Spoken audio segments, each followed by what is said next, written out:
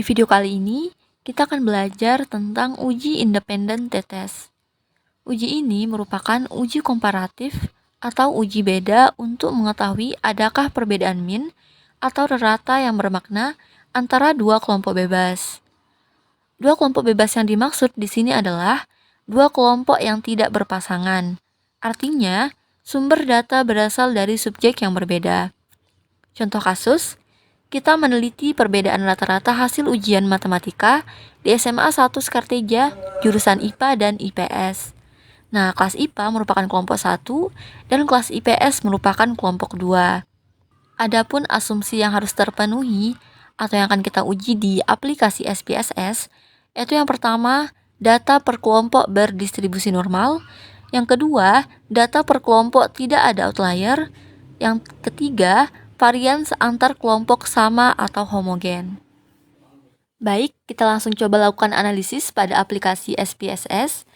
Nah, di sini sudah ada data sesuai dengan kasus yang tadi.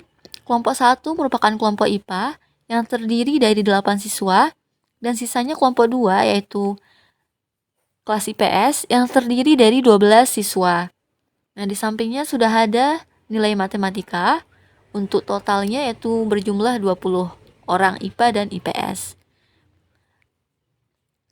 Di sini kita akan melakukan uji normalitas, lalu melihat apakah ada outlier, lalu melihat homogenitas data. Setelah itu baru kita lanjut ke uji independen t-test. Pertama, langsung aja di sini pilih menu Analyze, lalu pilih Descriptive Statistic, lalu pilih Explore. Nah, untuk kelompok, kita masukkan ke kolom Factor List, lalu nilai kita masukkan ke Dependent List. Lalu di sini pilih Plots, kita centang Normality Plots with Test. Lalu di bawahnya, di sini kita pilih Power Estimation. Langsung aja Continue. Lalu OK. Nah, di sini sudah ada hasil analisis. Oke, kita menuju Test of Normality dulu. Nah, ini kolomnya. Kelompok 1 di sini bisa dilihat nilai sigma itu sebesar 0,862 dan kelompok 2 nilai sigma itu sebesar 0,955. Maka kedua kelompok sudah memenuhi uji normalitas karena nilai sigma lebih dari 0,05. Lalu berikutnya di sini ada kolom tes homogenitas. Di sini kita lihat bahwa nilai based on mean untuk level statistik yaitu sebesar 1,998. Lalu di samping paling pinggir kita lihat di sini nilai sigma sebesar 0,175. Nah, ini sudah memenuhi nilai uji homogenitas karena nilai sigma lebih dari 0,05. Lalu kita cek ke bawah untuk melihat apakah ada outlier. Nah, di sini ada box plot yang menggambarkan apakah ada outlier pada kelompok 1 dan kelompok 2. Bisa kita lihat di sini tidak ada titik-titik yang keluar dari box ya. Jadi bisa disimpulkan pada data ini tidak terdapat outlier. Nah, karena ketiga asumsi telah terpenuhi, maka berikutnya kita akan melakukan uji independen t-test pada data.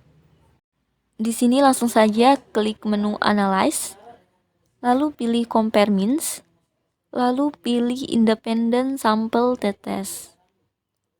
Pada kolom tes variabel, kita masukkan variabel nilai. Lalu pada grouping variabel, kita masukkan variabel kelompok.